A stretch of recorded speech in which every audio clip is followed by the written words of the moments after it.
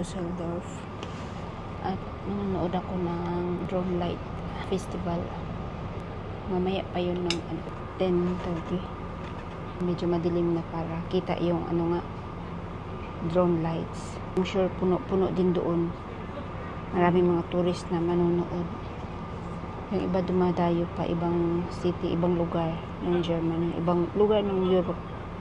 Dumadayo para dyan sa festival.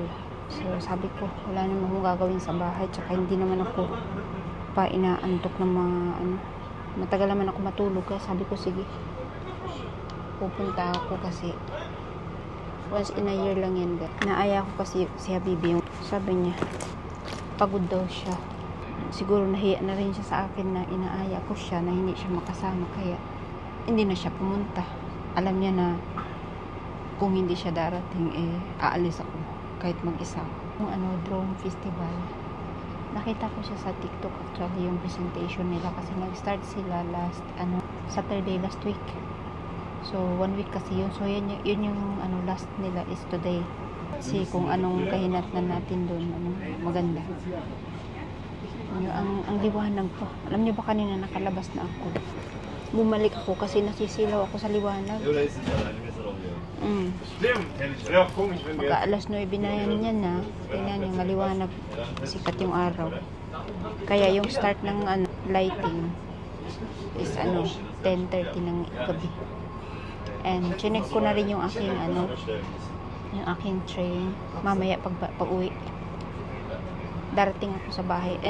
Darating ako sa Grevenbroich ng alas 12:04. So plan ko na yung aking pagsakay din mamaya. After ng presentation, balik agad ako sa train station, balik agad ako kasi I'm sure siksikan na naman yan, maraming tao. So calculated ko na it will last 30 minutes. So mga siguro yan, abutin ng 11 PM. And kailangan ko pa makabalik sa station, guys. So makakaalis ako ng siguro 11:30 and darating ako dito ng 12. Yeah. And matutulog pagdating. Yun lang talaga yung sadya ko, guys.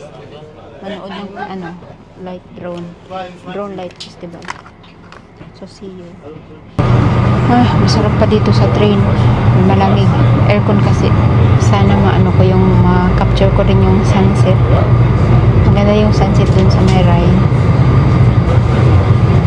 Bira kasi ako mapagawi, guys, ng ganun ka-late doon sa araw ako namamasyal.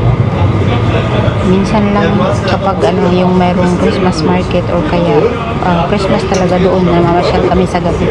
Pero yung ganitong summer, hindi kami nagagawi doon ng sa gabi.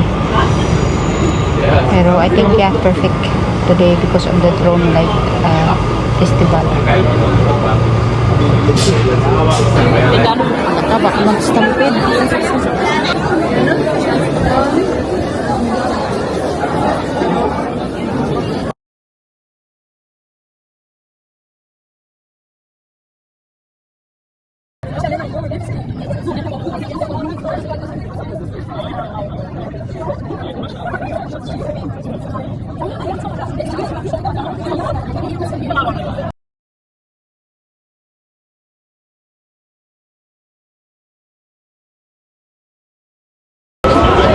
Grabing tao. Akit ako dun sa bridge mamaya pag malapit na yung fireworks. For now, dito muna tayo. Kita ko sa inyo yung crowd.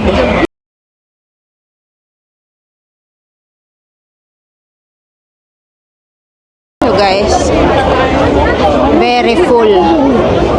Dali lang. Pakita nyo. Anong ginagawa ko sa buhay? Kung nahiga na lang sana ako ninyo, guys. Hanggang doon sa every corner talaga puno. Panay dating yung mga train at punong-puno. Yan yung crowd.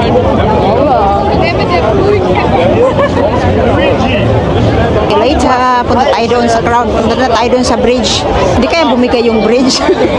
Kakatakot, baka bumigay yung bridge, no? Kasi as in lahat ng tao gusto doon ang punta. Oo, yun yung building na.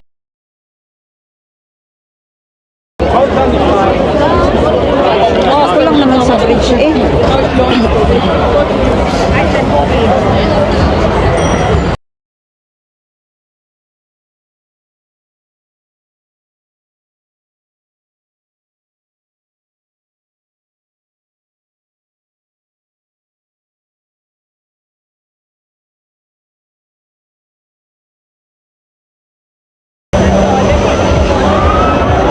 Yan yung bridge yung nasa likod natin.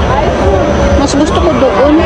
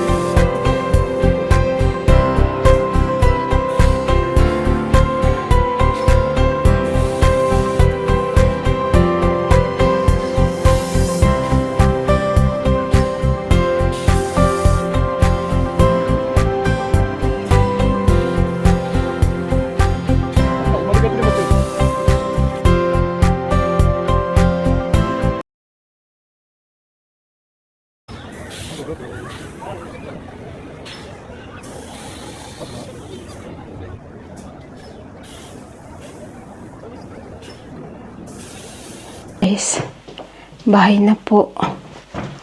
Yan nyo guys, oh. Mag-1:30 na guys. 1:25 AM. Kararating ko lang guys. Gumawa agad ako ng tea para bawi ako sa tulog bukas. Hanggang tanghali ang tulog ko bukas. So yung aking mga alaga, alam ko manggigising yan. Alam ko ngingiyaw yan, maghingi bukas ng pagkain, kaya bigyan ko sila ng pagkain para hindi nila ako gisingin bukas. So, kayo dyan, Felix Charlie. Kaya inom ako ng tea. Hindi, naglumapit yung mga alaga ko, hindi yata sila gutom. So, maghilamos lang ako, guys. And magbibihis, tapos matutulog na ako. Pag mo kasi, Lorena, grabe kanina. Makita mo yung, ano ba, Ba't ibang karakter ng mga tao. Nagtutulakan. Nagsisigawan. Yung iba aggressive. Okay? Shake it off. Sana hindi ko yan madala dito sa bahay. Hindi ko yan dalhin mga energy na ganyan.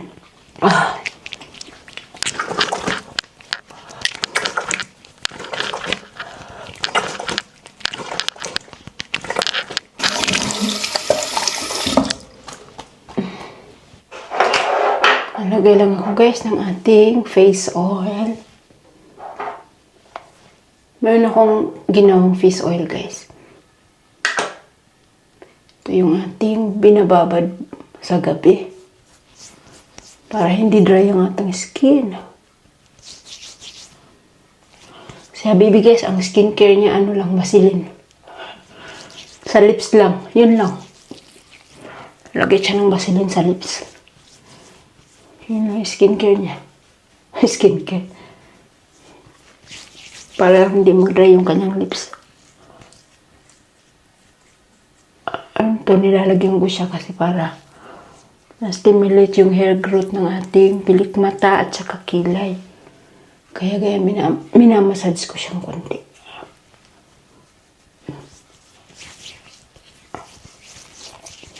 Tapos dito.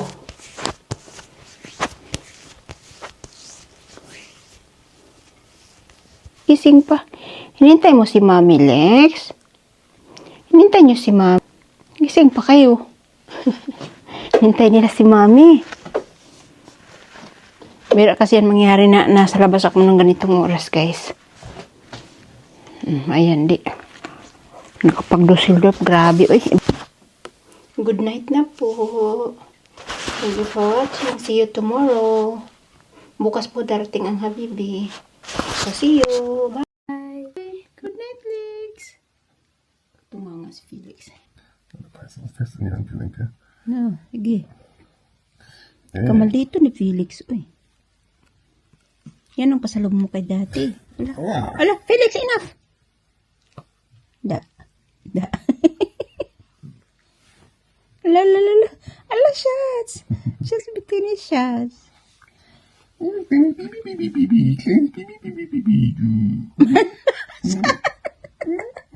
Kawawa, Felix. Alis na siya. Ano siya? Nisirga na lang. Yan, gusto niya massage. Massage. Nang gising tong isa ba? Alas 9 dumating. What's up mga guys? Kamusta? Magbe-breakfast kami guys. Nandito kami sa city. City ng Grevenbroich. Si Shaz nandun kumukuha ng ticket.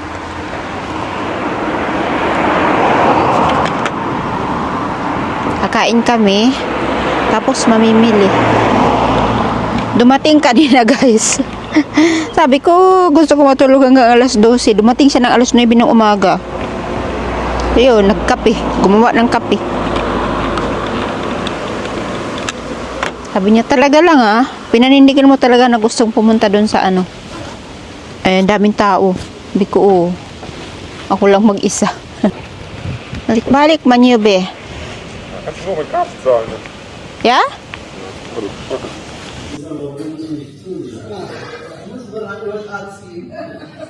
Yums.